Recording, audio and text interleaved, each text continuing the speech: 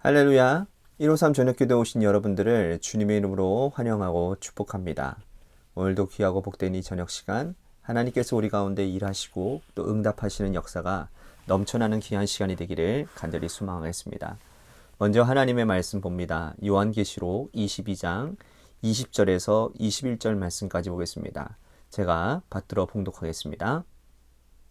이것들을 증언하신 이가 이르시되 내가 진실로 속히 오리라 하시거늘 아멘. 주 예수여 오시옵소서. 주 예수의 은혜가 모든 자에게 있을지어다. 아멘. 어린아이들을 차를 태우고 먼 곳에 여행을 하다 보면요, 빠지지 않는 질문이 있습니다. 제가 언제도 말씀드렸죠. 언제 도착해요? 얼마나 남았어요? 시간과 거리의 감각이 이 부족한 아이들에게는 도착지까지 몇 킬로가 남았고 또 이 차가 얼마의 속도로 달리고 있으니까 거리와 속도를 계산해 보면 얼마 정도의 시간이 걸린다고 말을 해봐야 와닿지가 않습니다. 그래서 부모님들은 늘 하는 얘기가 그거죠. 이제 거의 다 왔어. 조금만 참아. 곧 있으면 도착해. 자고 일어나면 도착해 있을 거니까 지금 자고 있어. 이렇게 말할 수밖에 없는 것이죠. 비슷한 방식으로 어린아이 같은 질문을 우리는 하나님께 던지고 있고 또 하나님은 알아듣지 못하는 우리들에게 같은 방식으로 대답하고 있습니다. 하나님, 종말의 때가 언제입니까? 언제 예수님께서 재림을 하시나요? 그러니까 하나님의 시간과 인간의 시간으로 우리들이 판단한다면 너무나도 극명하게 다르고 또 시간을 다스리시는 하나님은 느긋하시지만 인간은 조급하고 바쁘죠.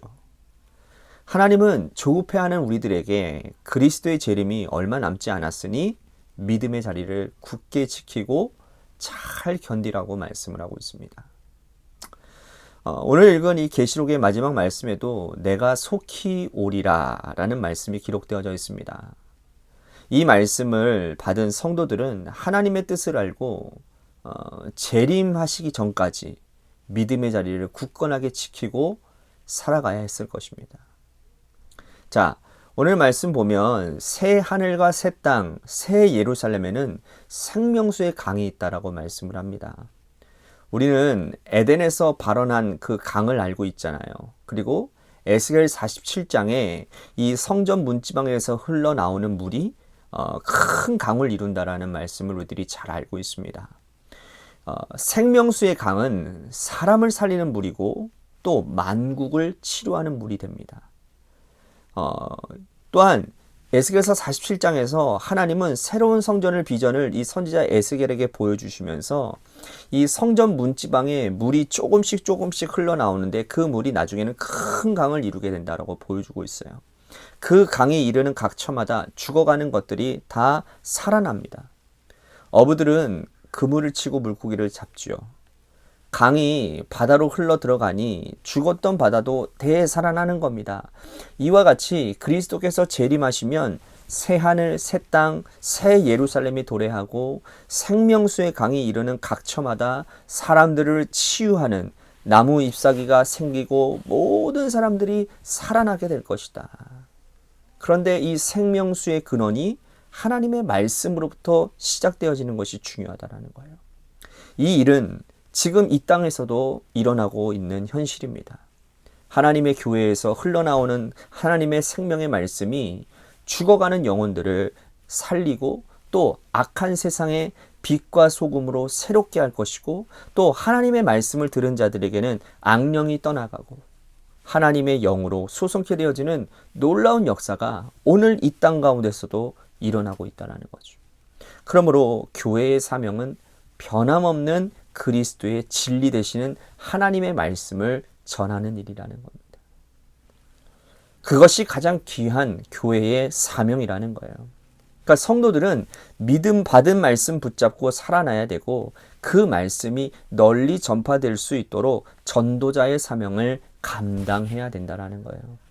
그래야 죽어가는 영혼들을 살릴 수가 있는 것이죠. 자, 새 하늘과 새 땅, 새 예루살렘이 도래하면 이러한 역사가 또 일어납니다. 우리 3절, 4절 말씀 보겠습니다. 다시 저주가 없으며 하나님과 그 어린 양의 보좌가 그 가운데 있으리니 그 종들이 그를 섬기며 그의 얼굴을 볼 터이요 그의 이름도 그들의 이마에 있으리라. 자, 보십시오. 새하늘 새 땅 새 예루살렘이 임할 때에 이런 일들이 일어난대요. 다시는 저주가 없고 하나님의 얼굴을 직접 대면하고 볼 것이라고 말씀을 합니다. 자, 성도들은 이 땅에서 신앙생활하면서 하나님의 얼굴을 기대했습니다. 하나님의 얼굴과 얼굴을 마주하는 그러한 날을 분명히 기대하고 소망하지요. 자, 이 편지를 받은 도미티아노스 황제의 압제 가운데 살던 초대교회 성도들, 카타콤에서 숨어서 믿음을 지키고 있는 이 믿음의 백성들, 이들도 새하늘 새 땅 새 예루살렘을 얼마나 고대했겠습니까? 그날이 오기만을 얼마나 기다렸어요. 왜? 그날이 오기만 하면 만국이 치료하시는 하나님의 영이 상처받은 자신들의 영혼, 압제 가운데서 눌리고 힘들어하는 그들의 영혼들을 치료할 것이고 결국에는 하나님을 마주하게 되는 그날이 올 것이라는 그런 기대를 품고 살지 않았겠습니까? 여러분, 우리 믿음의 선배들도 이 말씀 붙들고 어려운 세상을 견뎌내며 살았습니다. 우리나라도 일제강점기 때 또한 공산치하에 살았던 믿음의 선배들도 역시 이 말씀을 붙들고 아마 견디었을 겁니다. 비록 오늘은 희망이 보이지 않고 또 내일도 같은 일상이 반복되어진다 할지라도 하나님은 새 하늘, 새 땅, 새 예루살렘을 허락할 것이라는 믿음을 가지고 우리는 오늘도 살아가는 것이죠. 결국 하나님은 이 모든 것들을 지키시고 인도하시는 하나님이라는 거예요. 그러므로 우리는 이 약한 세상을 우리들이 살아갈 때에 낙심하거나 절망하지 말고 새 하늘, 새 땅, 새 예루살렘이 도래한다는 사실을 강하게 붙들고 우리 같이 그 믿음으로 이 세상을 살아갈 수 있는 일이 있기를 소망하겠습니다. 또한 주님은 이 날이 속히 올 것이라고 한 번 더 말씀하고 있습니다. 반드시 이루어질 것이라고, 주님은 속히 올 것이라고 말씀하면서 이 말씀이 정말 참되고 예언된 그러한 말씀이다. 그런데 이상하지 않습니까? 여러분, 예수님이 속히 재림하셔서 끝낼 것이라고 말씀을 하시는데 예수님이 승천하신 지 몇 년이 흘렀습니까? 2000년이 지났어요. 오늘까지 주님은 아직 재림하지 않는 것 같습니다. 그렇다면 주님이 속히 온다라고 하시는 이 말씀이 거짓인가? 그렇지 않죠. 왜냐하면 우리는 이것을 반드시 알아야 됩니다. 하나님의 시간과 인간의 시간은 다르기 때문이라는 거예요. 하나님은 1년을 1000년같이 여기신다고 말씀. 우리 인간이 생각하기에 1년이 하나님이 생각하는 1년은 1000년이라고 베드로서에서 말씀하고 있지 않습니까? 이처럼 하나님의 시간과 인간의 시간이 다르기 때문에 우리는 하나님께 빨리 속히 지금 즉시라고 보채는 것이고 하나님은 아무리 설명해도 알아듣지 못하는 이 우리들에게 조금만 기다려라. 이제 곧 끝이 난다. 내가 속히 올 것이다 라고 말할 수밖에 없다라는 거죠. 하나님께서 예수 그리스도의 재림을 지연하시는 이유는 여러분들을 잘 알고 있을 겁니다. 이 땅을 지금도 너무나도 사랑하고 계시기 때문이라는 거예요. 이 땅 끝까지 복음이 전파되어져서 한 사람이라도 더 돌아오기를 하나님은 기다리고 소망하셨어요. 여러분, 우리가 요한계시록 옆으로 쭉 살펴보면서 우리들이 봤잖아요. 하나님께서 예수님을 통하여서 세 가지의 그 어마어마한 심판을 준비하셨는데 그 7가지 그 심판인데 마지막 7번째는 하나님께서 꾹 참았다가 결국에는 어쩔 수 없어서 그 재앙을 내리셨던 모습. 한 영혼이라도 구원하시기 위해서. 그잖아요. 하나님의 사랑이 이렇다라는 거예요. 그러니까 우리가 어떻게 보면 그 하나님의 마음을 우리들이 안다면 땅끝까지 복음을 전하는 사명을 우리들이 성실하게 감당해야 될 것이고 또 하나님의 그 인내하시고 기다리는 그 마음을 가지고 오늘도 우리 주변에 아직도 예수 믿지 못한 사람들 너무나도 안타까운 마음 그들이 지옥 가면 안 되는데 그들이 하나님의 재앙받고 심판받으면 멸망당하면 안 되는데 그런 주님의 안타까운 마음을 우리들이 품고 오늘도 우리들이 전도해야 될 것 같습니다. 또한 하나님께서는 오늘 말씀해 보니까 주님이 본인이 알파와 오메가 되신다고 말씀을 합니다. 알파는 헬라어의 제일 처음 알파벳이고요. 그리고 오메가는 헬라어의 제일 마지막입니다. 그러니까 말 그대로 처음, 끝. 그러니까 처음은 창조고 마지막은 예수님의 재림이죠. 그죠? 자, 알파와 오메가는 우리가 아니라 하나님께서 결정하시는 시간이라는 거예요. 시간 또한 하나님의 것이라는 것이죠. 종말을 기다리는 우리들이 해야 될 일은 뭐예요? 자기 두루마리를 빠는 일이라는 겁니다. 이건 뭐냐 말이냐면 자기의 행실을 깨끗하게 하는 일이라는 거예요. 그러니까 우리가 매일 주님 오시는 그날까지 매일 말씀의 거울에 비추어 보고 또 주님의 재림을 소망하고 살아야 된다는 거예요. 이것이 하나님께서 우리들에게 바라시는 겁니다. 그러면서 주님께서 오늘 20절에 다시 말씀하시는 거예요. 내가 속히 오리라. 속히 오리라. 진실로라고 하는 말씀을 덧붙이고 있습니다. 진실로 속히 오리라.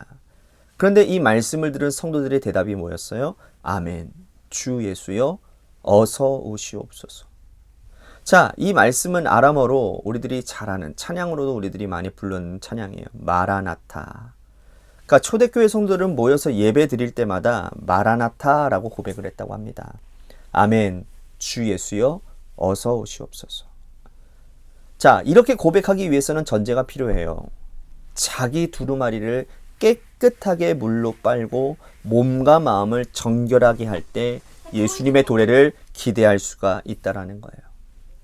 행실이 깨끗하지 못하고 하나님 앞에 바로 서지 못하는데 어떻게 아멘 주 예수여 어서 오시옵소서라고 고백할 수 있겠습니까? 예수님의 재림을 기대하며 몸과 마음을 그리스도의 신부답게 정결하게 할 수 있어야 된다는 거예요. 주님은 그것을 기대하시며 자기 자리를 지키는 백성들을 새 하늘, 새 땅, 새 예루살렘으로 인도하신다는 사실을 오늘 우리는 꼭 기억해야 될 것 같습니다. 오늘 말씀 생각하면서 우리 같이 기도했으면 좋겠습니다. 그리스도의 재림을 기다리며 정결한 삶을 살겠습니다.